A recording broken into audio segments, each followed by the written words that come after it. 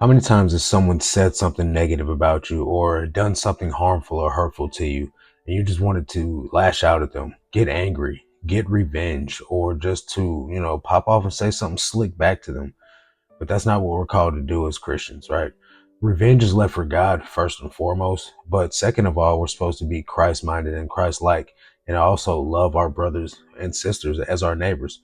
But we see that in the Bible when Stephen was stoned in the book of Acts, how even though in those last moments he was more like Christ than anyone else in the Bible that I've heard of, when it came to him dying, because his last words were, "Lord, do not hold this sin against them."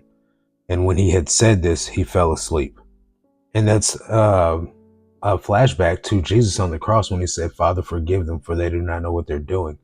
And in this moment, these people were stoning Stephen in order to gain Saul's approval, because Saul was the Pharisee that was going around trying to eliminate the Christian movement when it first got started.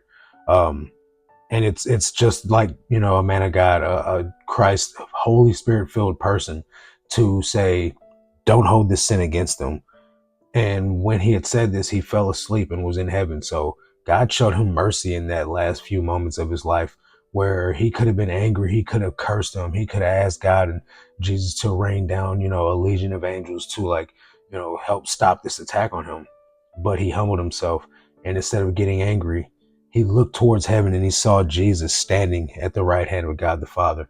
And that was a beautiful sight to him, and it let him know what his future had in store for him. So even in these last moments, he was filled with the joy of the Lord and the peace that washed over him through that. And I think that it's fitting for us to know that in this crazy, chaotic world, our names are written in heaven. If we believe in Jesus and we walk, a life that glorifies him and honors him, a life of holiness, our names are written in heaven.